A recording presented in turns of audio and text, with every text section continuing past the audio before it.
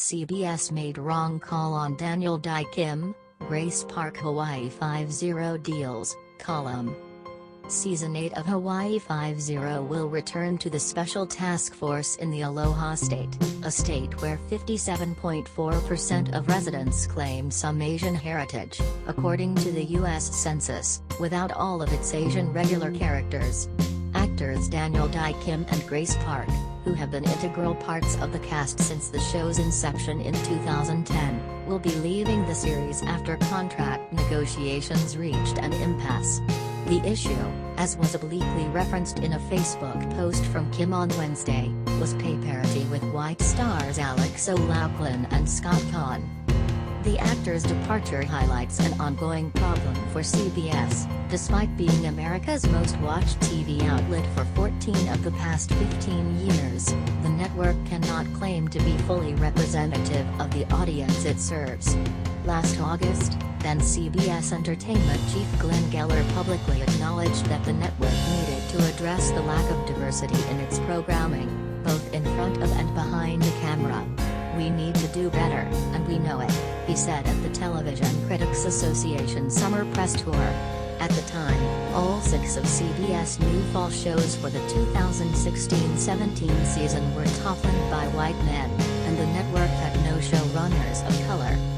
In an indication of taking the issue seriously, the network launched a diversity casting initiative a few months later, and this fall has a new drama, SWAT, that both stars and is co-run by African Americans. To be sure, these are baby steps. The network still has no female leads in its new shows, and only a smattering of female executive producers, but an effort has at least been attempted. This makes the confusion around Park and Kim even more counterintuitive. Hawaii Five-0 was a seemingly effortless success story for the network, a show that both found an organically inclusive storyline and attracted regular viewers. In addition to strong live ratings, Hawaii Five-0 is a syndication moneymaker for CBS. Kim and Park are technically supporting cast members to the leads, which explains some CBS hesitation in bringing them up to parity with number 1, McClellan, and number 2, Caan, on the call sheet. But pay bumps for long-serving actors on the successful show seems rather surmountable for a network as big as CBS. CBS by its own account said Wednesday it offered large and significant raises to both actors. And it should be said that at least one of the reasons Kim and Park are supporting characters is because Hawaii Five-0 is a reboot of a series that debuted in 1968, a beloved show, but one that so centered its white actors that it engaged in yellow-face casting in a manner that would be utterly unacceptable by contemporary standards. The rebooted version has had an opportunity to address, reframe, and appreciate the original, and by and large it's succeeded in balancing nostalgia with modernity.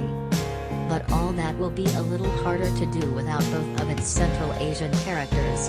In the show's storytelling, Kim, in particular, is the Five-0's connection to Hawaiian culture. He speaks Hawaiian and recruits his cousin Kono, played by Park, to be a part of their team.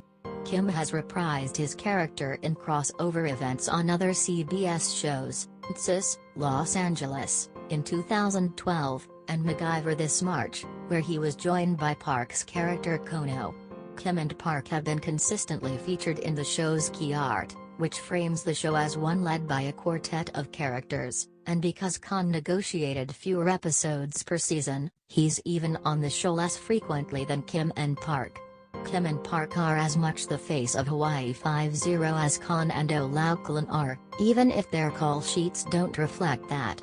CBS ought to recognize that, and invest in it. In Hawaii Five-0, CBS produced a diverse cast and an inclusive narrative with commercial viability. This should be its ideal scenario. But now with the exits of Kim and Park, the eye runs the risk of torpedoing its own success story. Geller said that the network knew it needed to do better. Apparently CBS is still finding it hard at times to put its money where its mouth is. To lose weight fast in 3 weeks, click the link below this video. Thanks for watching.